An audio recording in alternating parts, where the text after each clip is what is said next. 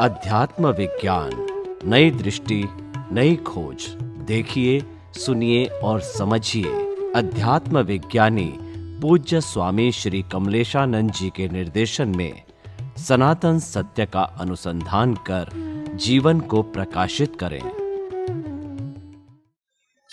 और दादा भगवान ने खुद ने ही कहा है कि मेरे ज्ञान लिया है तो कोई बात नहीं, शांति तो रहेगी, मगर एक दिन आपको विज्ञान तो सिद्धांत के रूप में समझना ही पड़ेगा।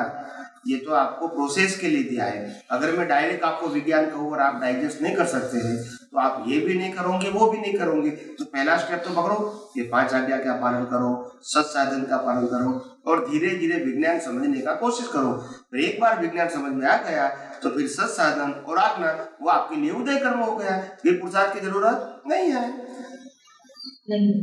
ये मेरा कहने का तो ऐसा मेरे को मैं क्या समझू, एक बार बताते स्वामी। तो मेरे को ऐसा लग रहा है स्वामी जी, दादा भगवान ऐसा बोलना चाह रहे थे कि 5 आज्ञा में से एक एक आज्ञा करके आप आगे बढ़ो, प्रोसेस के हिसाब से आगे चलो। और आप ये कहना चाहते हो कुदरती रचना साइंटिफिक तरीके से समझोगे तो ये 5 आज्ञा एक साथ फॉलो होगी, ऐसा कुछ? हाँ, मतलब फिर आज्ञा जैसा है ही नहीं, फिर तो ज्ञान दर्शन हो गया। आज्ञा शब्द मेथड होती है। जब मैंने ज्ञान दर्शन शब्द का प्रयोग किया तो वो आज्ञा नहीं है, वो दृष्टि की बात है। ठीक है, राइट। और 5 आज्ञा का मतलब मेरे को फॉलो करना है। So it is a method को फॉलो करना होता है। सत साधन वो मेथड है, इसको फॉलो करना होता है। दृष्टि को फॉलो नहीं करना होता है, दृष्टि वो विजन है।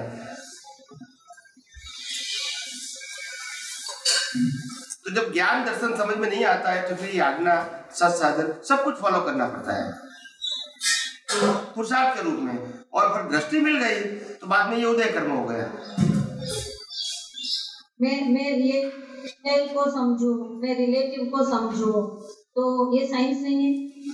रियल रिलेटिव को समझो। रिलेटिव वही तो व्यवस्थित है, वही तो कुदरती रचना है। वही मैं बोल रही, वही तो कुदरती रचना है स्वामी जी। इसमें आई तो गया साइंस। फिर व्यवस्थित समझने की जरूरत नहीं है। रिलेटिव ही कुदरती रचना है। मन वचन काया की अवस्था मात्र कुदरती रचना है, बस। तो फिर व्यवस्थित की जरूरत नहीं है, और फिर संभावना निकाल की जरूरत नहीं है। ये नहीं समझ में आता है उनके लिए, जो ज्ञान दर्शन नहीं समझ में आया उनके लिए ये है। हाँ, वो सही बात है। तो मेरे को थोड़ा कंफ्यूजन हो, मुझे ऐसा लगा कि 5 आज्ञा विज्ञान में मतलब इंक्लूड ही है, मुझे तो ऐसा लगा। नहीं, विज्ञान की ओर आपको ले जा, समझ में आता है। विज्ञान की ओर 5 आज्ञा आपको ले जा सकती है, मगर वो जागृति चाहिए आपके पास, तभी आप उस समय विज्ञान आज्ञा के हेल्प से आप विज्ञान में जा सकते हैं। मगर अगर आज्ञा को ही आपने संपूर्ण मान लिया तो एक न एक दिन आपको विज्ञान समझना पड़ेगा। सही, बिल्कुल सही बात। 7वें गुणस्थान में आपने बोला कि पूरा सनातन सत्य समझना। लास्ट क्वेश्चन, बस दो 7वें गुणस्थान में सनातन सत्य कंप्लीटली समझ में आ जाता है। 7वें गुणस्थान तो मेरे समझ में मेरे को ऐसा लगता है, मतलब वो 360 डिग्री हो गया कंप्लीट। 360 डिग्री नहीं, वो 360 डिग्री कब होगा? जब अनुभव में आएगा। तो अभी अंडरस्टैंडिंग 360 डिग्री अनुभव की है। हाँ, अभी हमको समझ में आ गया, अनुभव करना 100% बाकी है। अच्छा, तो ये डेवलप, ये समझना, उसको कौन क्या बोलेंगे स्वामी जी? तो ये डिग्री पे कौन से डिग्री बताओ गिनेंगे या कुछ ऐसा? अभी जो आपको समझ में आ गया वो 360 डिग्री का विजन है, एक्सपीरियंस नहीं है।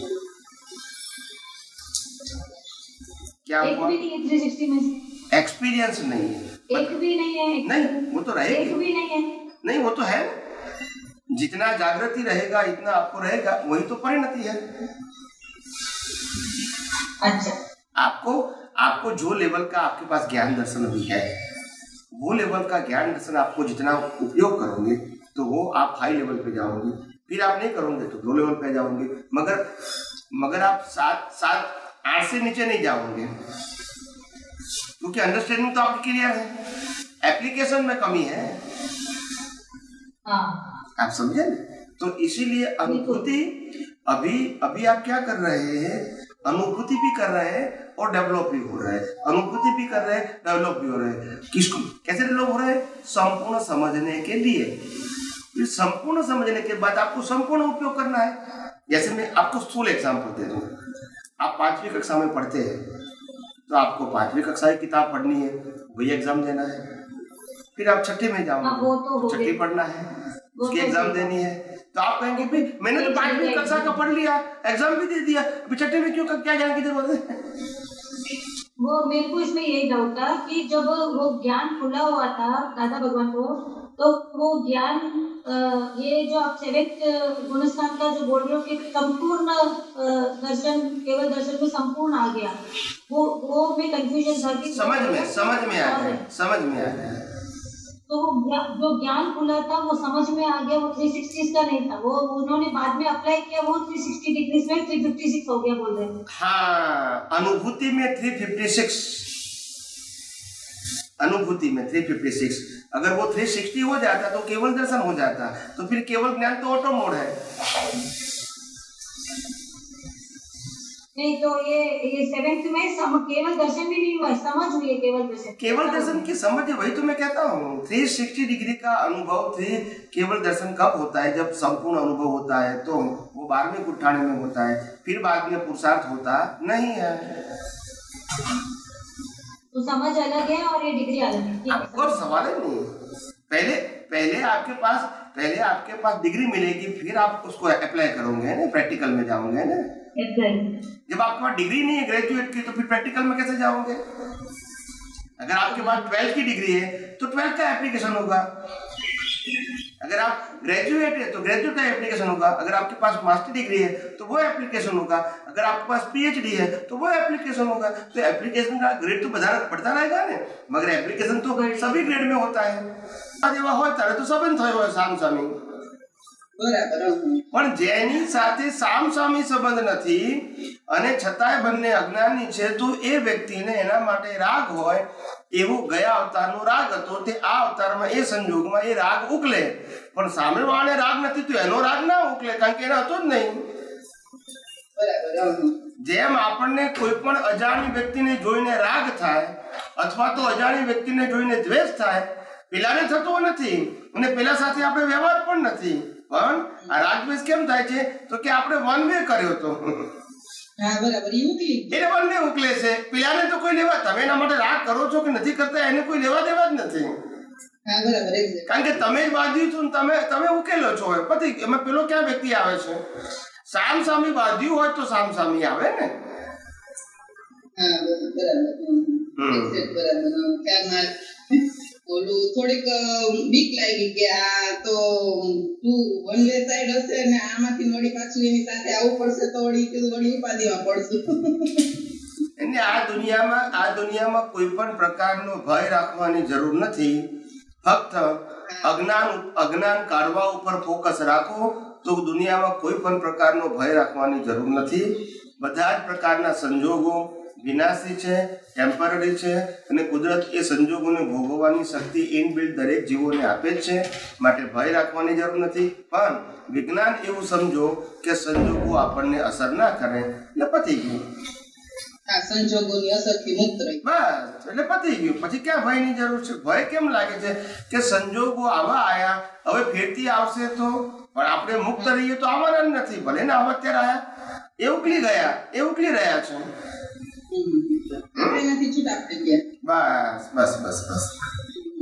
પછી હવે આપણે એવી વાત થઈ હતી કે આ જે વિજ્ઞાન જે પૂરું થાય છે આ વિજ્ઞાન આનું આ છેલ્લું છે, ત્યાર પછી મીન્સ કે 80,000 વર્ષ સુધી આવું વિજ્ઞાન પૂરું કરવા વાળા કોઈ અનુભવી જ્ઞાની પુરુષ ભેગા નહીં થાય। અનુભવી મૂળ રૂપે ના હોય, પણ અનુભવીની પરંપરા તો રહે ને પછી, બરાબર। તો અત્યારે મેં કીધું આપણે જે અમે ભાવના બી કરીએ છીએ, તો હવે અમને નેક્સ્ટ અવતારમાં કઈ ટાઈપના અનુભવી મળે? અનુભવી આમાંથી પાછા અનુભવી જે તે લેવલના પાકવાના તો ખરા જ ને, ના પાકે એવું થોડું છે। 100% ના હોય તો 90% હોય, 80% હોય, 75% હોય, 70% હોય, પણ એની પરંપરા તો ચાલુ રહે ને। માર્ગ બંધ ના થઈ જાય ને, માર્ગ બંધ ના થઈ જાય. એક વખત એક સમર્થ અનુભવી પાકે એના નિમિત્તે એની આખી લિંક પાકે અને પછી લિંક પછી ચાલ્યા કરે, ઘસાતી જાય. કળિયુગમાં પડતો કાળ છે એટલે ઘસાતી જાય પણ બંધ ના થઈ જાય, બંધ ના થાય. બરાબર. એટલે 21,000 વર્ષ સુધી આવી લિંક રહેવાની. 21,000 વર્ષ સુધી. હા, એમાંથી આ 2600 વર્ષ બાદ કરવાના બસ ખાલી. પણ આજે બટ નેચરલ જ ખુલ્લું થયું છે એવું કેવું હોય તો કહી શકાય ને સ્વામીજી, કારણ કે આ મહાવીર ભગવાન પછી તો આટલા વર્ષ સુધી તો આવું વિજ્ઞાન તો ખુલ્લું જ નથી એમ. હા, એટલે બટ નેચર ખુલ્લું થયું એટલે કેટલા અવતારોની મથામણ પછી આ અવતારમાં એને બટ નેચરલ કહેવાય, પણ આગલા અવતારમાં તો મહેનત કરી હોય ને. એવી રીતે દરેકને, મહાવીરને પણ કેટલા અવતાર મહેનત કર્યા પછી છેલ્લે જ્ઞાન ખુલ્લું થયું. એમ દરેકને રાજા ભગવાન કહે છે કે અમે તો ઋષભદેવ ભગવાન વખતે હતા. એટલે દરેક વ્યક્તિને જયારે ખુલ્લું થાય ત્યારે બટ નેચરલ કહેવાય, પણ એના પહેલા આગલા અવતારમાં બહુ એક્ઝામમાં પાસ થયા હોય ત્યાર પછી આવે. કોઈને કઈ આધ્યાત્મ માર્ગમાં કોઈને ચમત્કાર થાય નહીં, કોઈને ના થાય, ખ્યાલ આવે ને. પણ જે અવતારમાં ખુલ્લું થાય એ અવતારમાં ચમત્કાર જેવું લોકોને લાગે, પણ એવું છે જ નહીં. તમારી જેમ એ પણ આગળ બધી એક્ઝામ પાસ કરીને જ આવ્યા છે. અને છેલ્લા અવતારમાં પ્રતિષ્ઠિત આત્મા નથી હોતો. હા, છેલ્લા અવતારમાં પ્રતિષ્ઠિત આત્મા ન કારણ કે પુરુષાર્થ નથી કરવાનો ને, અજ્ઞાન નથી. તો અત્યારે આપણે જે મનમાં ભાવ ઉત્પન્ન થાય છે એમાં આપણે આ ફળી જાય છે કે આમાં નથી ફળવું કે એવું જે મનમાં બધું ચાલે છે જે અંદર ઓટોમેટિક રીતે, એ પછી એવું કઈ નહીં ને છેલ્લા અવતારમાં? ના, એવું બધું થયા કરે, પણ પ્રતિષ્ઠિત આત્મા ના હોય એટલે કોઈ અસર ના હોય ને, એ બધું ડિસ્ચાર્જ જ, ઓનલી વન વે ડિસ્ચાર્જ હોય. એટલે આ ઓલી ગાંઠોની જેમ ફૂટી જાય ને નીકળી જાય. અત્યારે પુરુષાર્થ કરીને કાઢવું પડે, પેલું એની મેં નીકળી જાય. ચાર થયેલું ડિસ્ચાર્જ થયા જ કરે. પ્રતિષ્ઠિત આત્મામાં અજ્ઞાન નથી તો પછી અજ્ઞાનનો રોલ ના રહ્યો એનો પછી. અને જે મન વચન કાયનો રોલ છે એ તો કુદરતી રચના છે, જે હોય તે. એના માટે તો આપણે આમે જવાબદાર નથી. જો ભળી ના જઈએ તો ત્યારે તો સ્વરૂપની જાગૃતિ સતત રહે. છેલ્લા અવતારમાં તો સતત રહે, માતાના ગર્ભમાંથી જ એને રહે. બરાબર. છેલ્લા અવતારના માતાના ગર્ભમાંથી જ એને સ્પષ્ટ વેદન હોય. એને અંદરથી સ્પષ્ટ વેદન હોય એટલે જાગૃતિ હોય અને સ્વસ્વરૂપની અનુભૂતિ હોય. તેમ જે બનતું હોય એ બધું બનવા દે અને જોયા રાખે. હા, એટલે પિક્ચરની જેમ મોકલ્યા કરતું હોય, પિક્ચરના રીલની જેમ. બરાબર. એમને કશું સાચું ના લાગે, આ બધું રીલ ઉકલી રહી છે પિક્ચરની. બસ જ્યાં સુધી શ્વાસ ચાલે છે ત્યાં સુધી આ રીલ ઉકલ્યા કરવાની. બસ અંદરથી એવું છે, છૂટું જ રહે ને, છૂટું પાડવું ના પડે, છૂટું રહે જ એમને. સ્વામીજી કહેતો તો એ કે અત્યારે છે ને હું જે પેલા જે ભળી જતો હતો ને તમારા જ્ઞાન પછી બહુ છૂટું રહે છે. એમ કહેવાય ને કે વર્તમાનમાં રહેવાય છે. પેલા એવું થતું કે ધારો કે હું ક્રોધ કરું છું કોઈ ઉપર, તો પછી એના પ્રતિક્રમણ કરતો કે સામેની વ્યક્તિ નિર્દોષ છે, આમ તેમ સતત એમાં રહેતો અને મારી પ્રકૃતિ છે એ મને દોષિત લાગે. હવે તમારા જ્ઞાન પછી ખબર પડી કે સામેની એક કુદરતી રચના છે, મારી એક કુદરતી રચના છે. કરેક્ટ. એટલે જ્યારે પ્રતિક્રમણ પ્રકૃતિને કરવા હોય તો કરે, ને તો ન કરવા હોય તો ન કરે, એની રીતે જે કરે. એમાં ભળતો નથી એટલે છૂટાપણું બહુ વધ્યું છે અત્યારે.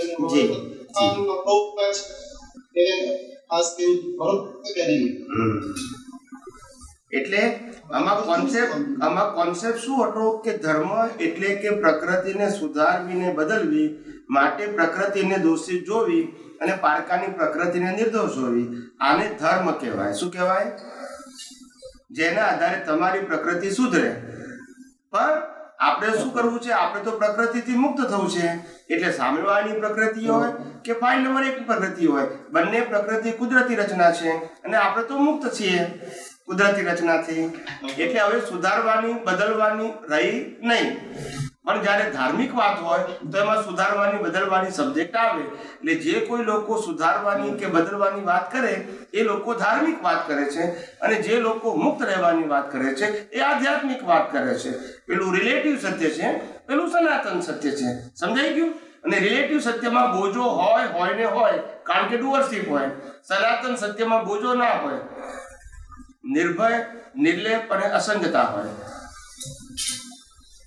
એકને રાગ હોય એકને ન હોય, બે જગ્યા એ બે સામે એક જણાને હોય એકને ન હોય, તો એ બે વ્યક્તિ ભેગી થવી જરૂરી પાછી?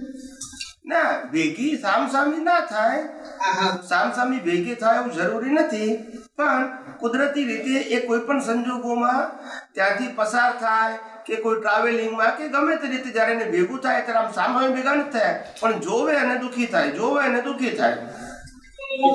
કેમ કે એને રાગ કર્યો તો ને, પેલાએ રાગ નથી કર્યો, એટલે એ તો દુઃખી ના થાય ને. એટલે સામેવાળાને રાગ છે તેને ક્યારેક અચાનક ભેગું થાય ક્યારેક. હા, પણ એ ખાલી જોવામાં જ ભેગું થાય ને, મળે નહીં. બરાબર, એટલે ઈ જોઈ પણ એ જોઈને દુઃખી થાય પછી.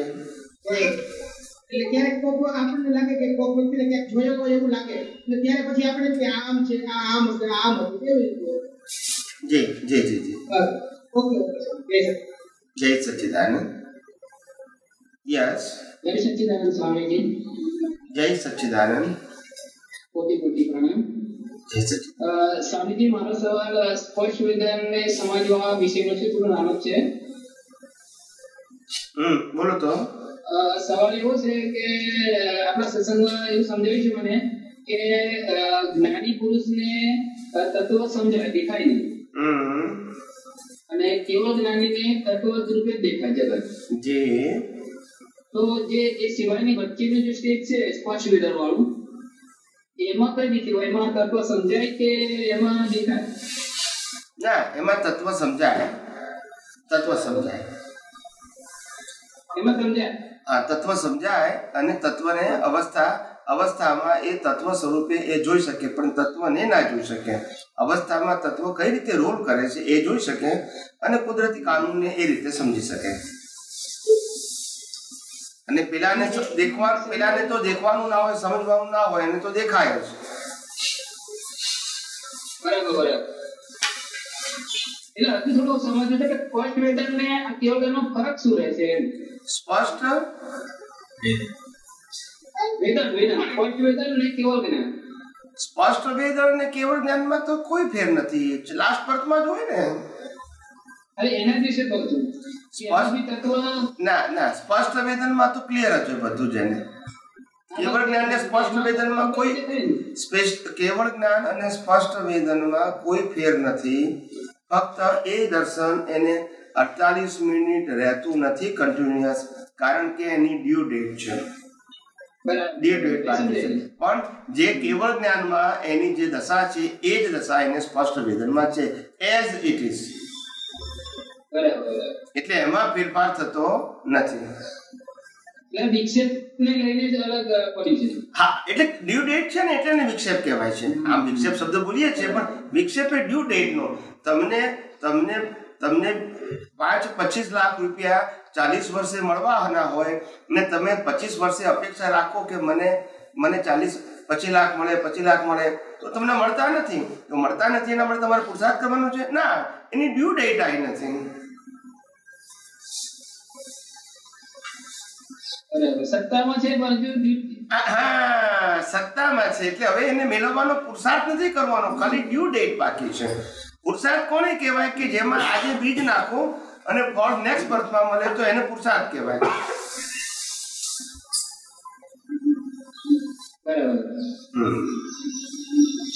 હા સ્વામી, સમજાય ગયું. ઓકે. જય સચ્ચિદાનંદ. લીલા યુએસએ. હા, જય સચ્ચિદાનંદ સ્વામીજી. જય સચ્ચિદાનંદ નીલાબેન. જય સચ્ચિદાનંદ. જય સચ્ચિદાનંદ. તબિયત સારી છે ને? સરસ.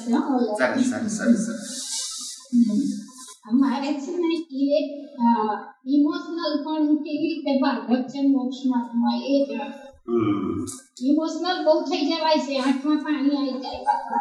હા, એટલે ઇમોશનલ થઈ જવાય છે એવું આપણને જે લાગે છે ને, એ પ્રકૃતિ ઇમોશનલ થાય છે, આપણે ઇમોશનલ થતા નથી.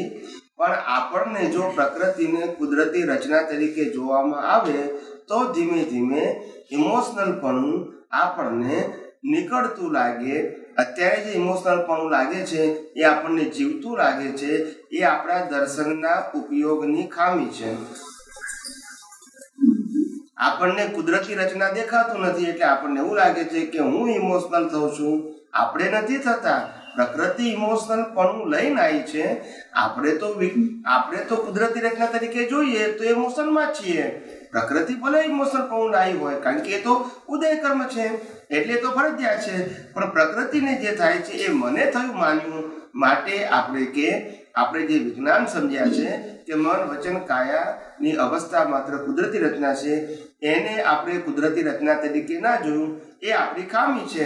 બાકી પ્રકૃતિનું ઇમોશનલપણું એ તો ઉદય કર્મ છે અને ઉદય કર્મ માટે આપણે જવાબદાર નથી, પણ ભળી જઈએ તો જવાબદારી આવે આપણે.